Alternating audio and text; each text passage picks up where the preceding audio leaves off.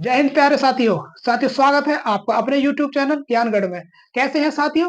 उम्मीद करता हूँ सभी स्वस्थ होंगे, मस्त होंगे और अच्छे होंगे। तो साथियों, हमने एक कड़ी की शुरुआत की हुई है और उस कड़ी में हम आज का टॉपिक जो लेकर चल रहे हैं वो है चुनावी चंदा, इलेक्टोरल बॉन्ड। क्या होता है चुनावी चंदा? क्यों सुप्रीम कोर्ट के द्वारा एसबीआई को फटकार लगाई कि आप चुनावी चंदा को पारदर्शी करिए? इन सब चीजों को हम एक बहुत ही आसान भाषा में दोस्तों समझते हैं। दोस्तों, सबसे पहले मैं आपको बताना चाहूँगा कि जो चुनावी चंदा है, ये होता क्या है? इलेक्टोरल बॉन्ड जो है, ये होता क्या है? तो मेरे साथियों, ये एक राजनीतिक दलों को वित्तीय सहायता देने का और एक साधन है। यानी कि कोई भी राजनीतिक दल हो, उसको एक वित्तीय साधन देने का एक वित्तीय सहायता देने का एक साधन है और इसके तहत राजनीतिक दलों को एक फंडिंग की जाती है। तो मेरे प्यारे साथियों, मैं आपको बताना चाहूँगा, आप सोच रहे होंगे कि चुनावी चंदा अभी की देन है या इस पे कुछ पूर्व से भी कुछ ऐसी पृष्ठभूमि रही है इसकी कि जो अब आज आगे चलकर माननीय उच्चतम न्यायालय को इस पर संज्ञान लेना पड़ा है और माननीय उच्चतम न्यायालय के द्वारा कहा गया है कि एसबीआई से कि आप इस चुनावी जो चंदा है आप इसको पारदर्शी कीजिए। क्यों एसबीआई से ही क्यों कहा गया? ये सब चीजें अब हम लोग समझते हैं एक-एक करके।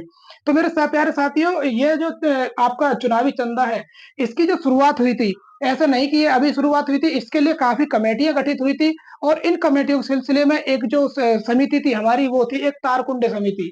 1974 में एक तारकुंडे समिति का गठन हुआ था और तारकुंडे समिति के द्वारा उन्होंने क्या कहा था कि जो इलेक्टोरल रिफॉर्म है, यानी कि जो चुनावी आपके चुनावी सुधार है, चुनावी सुधार को उसमें क्या-क्या होना चाहिए चुनावी सुधार में? यानी कि चुनावी सुधार के लिए आपको जो पार्टी है, पार्टी में जो रिफॉर्म्स जो पार्टी के रिफॉर्म्स होने चाहिए। दूसरा आपका क्या है कि जो कोई आपराधिकरण है और तीसरा जो सबसे मेन मुद्दा इन्होंने जो कहा था, वो कहा था फंडिंग, यानी कि जो आपका वित्त से जुड़ा हुआ मामला है।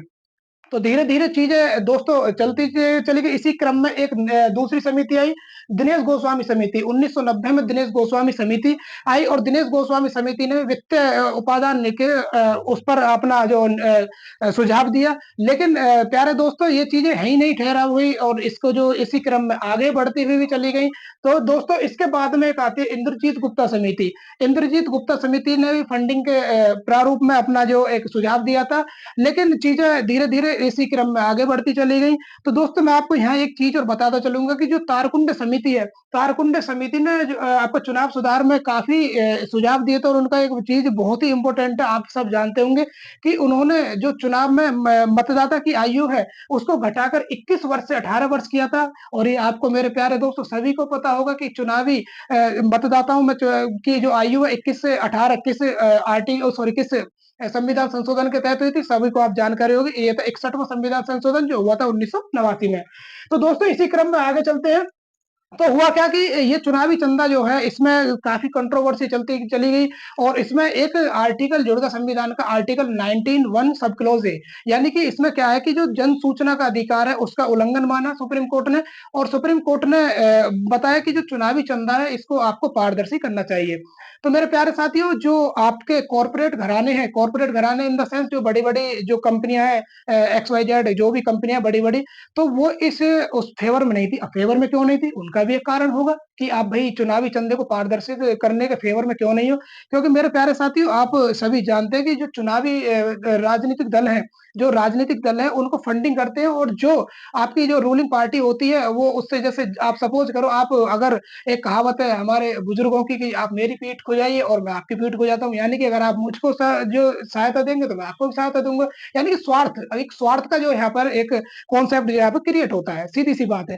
तो दोस्तों, हुआ क्या कि जो आपके कॉर्पोरेट घराने हैं, वो इसके फ़ेवर में नहीं थे। भई उन्होंने कहा कि आप जो है इसको पारदर्शी मत कीजिए। पारदर्शी क्यों नहीं कीजिए? ये आप सब समझ रहे होंगे क्योंकि जो अगर वो गोपनीयता रहेगी तो उनका कुछ होगा नहीं। अगर गोपनीयता जो थोड़ी-सी पारदर्शी हो जाएगी तो मेरे प्यारे साथियों, आगे जाके वो पार्टियाँ जो जिनको फंडिंग की है और जिनको फंडिंग नहीं भी हुई है, तो आपस में जो काफ़ी कंट्रोवर्सी का वाद-विवाद आपस में होगा। तो इसी क्रम में दोस्तों, हुआ क्या कि सुप्रीम कोर्ट ने कहा कि ये आर्टिकल 19 एक सब क्लॉज़ ए का जो आपका सीधा-सीधा हनन है, यानी कि जो जनसूचना का अधिकार है, उसके ये सीधा-सीधा खिलाफ है। तो चीज़ें ऐसे ही बढ़ती चली गई और उसके दौर में जो हुआ क्या, यहाँ पर 2 चीज़ आती हैं। एक आती है मसल्स पावर, एक आती है मनी पावर। तो दोस्तों, हम मनी पावर को और मसल्स पावर को क्या कैसे समझे कि जैसे आप समझे मनी पावर। मनी पावर एक ऐसी चीज़ है कि उसको तो हम कंट्रोल नहीं कर पाते, लेकिन मसल्स पावर तो कुछ हद तक कंट्रोल हो भी जाएगी। तो धीरे-धीरे चीज़ें चलती चली गई और एक यहाँ पर मैं आपको मज़ेदार बात बताता चलूँ कि जो चुनाव आयोग है हमारा, मान्य जो चुनाव आयोग है, चुनाव आयोग को किसी भी पार्टी को डीरजिस्टर करने का जो अधिकार नहीं है। यानी कि अगर कोई पार्टी रजिस्टर्ड हो गई है, तो चुनाव आयोग उसको डीरजिस्टर्ड नहीं कर सकता। तो धीरे-धीरे आपको आगे लेके चलते हैं इसी कड़ी में। तो दोस्तों अभी हाल ही में आपने देखा होगा कि माननीय उच्चतम न्यायालय ने एसबीआई को एक अल्टीमेट दिया है कि आप इसको जो है एसबी जो आपके बॉन्ड हैं, उनको जो आपने बॉन्ड जो क्रिएट किए हैं, उनको आप पारदर्शी कीजिए। तो इसी क्रम में जो एसबीआई ने भी अपना काफ़ी समय माँगा, लेकिन जो सुप्रीम कोर्ट ने उनको एक आदेश दिया था कि आप जो 12 मार्च तक जो आप इनको सबको पारदर्शी कीजिए। तो ये अब होता क्या है, जो अब हम यहाँ से जो धीरे-धीरे बात आती है। दोस्तों बात है 2017, 2017 का जो आपका बजट आया था, 2017 के जो बजट में केंद्रीय बजट में जो इलेक्टोरल बॉन्ड है, यानी कि चुनावी चंदा है, इनकी घोषणा हुई। लेकिन जो आपका लागू हुआ था, ये हुआ था 19 जनवरी 2018 को। ये क्या है कि ये एक ऐसा बॉन्ड है जो एसबीआई किसी भी शाखा से खरीदा जा सकता है। अब इसमें होता क्या है कि आप इसे 1000 से लेकर 1 करोड़ तक के भी उसमें जो खरीद सकते हैं। दोस्तों इसके आगे एक चीज़ मैं बताता हूँ, इसमें सुप्रीम कोर्ट ने एक वो तो आपने बता ही दिया कि 19 एक सब क्लॉज़ ए का जो है ना, दूसरा हुआ क्या था, धीरे-धीरे जो चलता चला गया कि जो आपका है जनप्रतिनिधि अधिनियम 1991, जनप्रतिनिधि अधिनियम 1991 उसमें भी काफ़ी जो सुधार हुए। और उसमें सुधार होने के बाद में एक ही सबसे मस्त और सबसे बढ़िया अच्छा केस आया था, एक lily Thomas case. Lily Thomas case जो आप देखते हैं ना आजकल के, ये जो आपका ईवीएम में एक नोटा का ऑप्शन दे दिया, तो नोटा का ऑप्शन भी किससे मिला था? लिली थॉमस केस से मिला था। और लिली थॉमस केस में ही आपको जो है ये सुप्रीम कोर्ट ने ये निर्णय सुनाया था कि जिस भी उम्मीदवार या जिस भी आपका जो सांसद या विधायक जो भी होगा, अगर उसको किसी भी आपराधिक मामले में 2 वर्ष से ज़्यादा की सज़ा हो गई है, तो वो अपने जो पद पर नहीं बना रहेगा या उसे फिर चुनाव लड़ने का अधिकार नहीं होगा। तो इसमें जो है आपका लिली थॉमस केस में ही नोटा का और ये 2 वर्ष की ज़्यादा सज़ा पाने पर इलेक्शन नहीं लड़ने का जो है सुप्रीम कोर्ट ने अपना जजमेंट सुनाया था।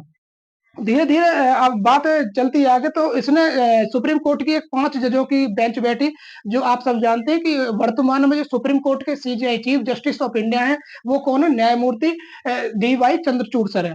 तो डीवाई चंद्रचूड़ सर हैं, तो उन्होंने एक 5 जजों की एक बेंच बैठी, एक जो संवैधानिक पीठ बैठी, तो उन्होंने क्या कहा?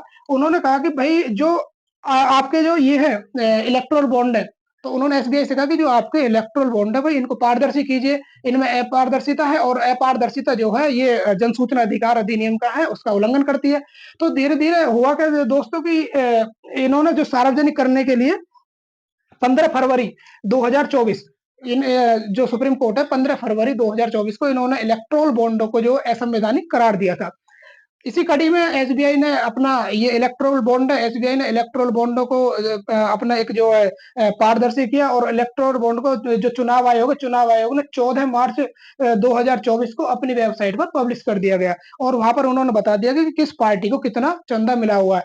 तो कुछ उन्हीं आंकड़ों के आधार पर जो यहाँ पर देखा गया कि जो टोटल जो एसबीआई ने जो चुनावी बॉन्ड जो दिए थे वो कितने थे? 22,217 चुनावी बॉन्ड एसबीआई ने जो निर्गत किए थे और वो कितने थे? 12,256 करोड़ का चंदा। यानी कि ये जो डाटा है दोस्तों, मैं आपको बता रहा हूँ 1 अप्रैल 2019 से 15 फरवरी 2024 तक के बीच का डाटा है कि इस मध्यावधि में 12,256 करोड़ का जो चंदा 22,217 चुनावी बॉन्ड के माध्यम से दिया गया था।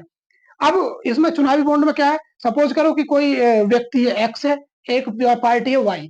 इस एक्स व्यक्ति ने वाई पार्टी के नाम का एक बॉन्ड बनवाया तो उसमें क्या है कि जो एक्स व्यक्ति है, इसकी गोपनीयता रहेगी। ना तो किसी चुनाव आयोग को, ना ही किसी अदर एजेंसी को पता चलेगा कि भई इस एक्स नामक व्यक्ति ने इस पार्टी को इतनी फंडिंग की है।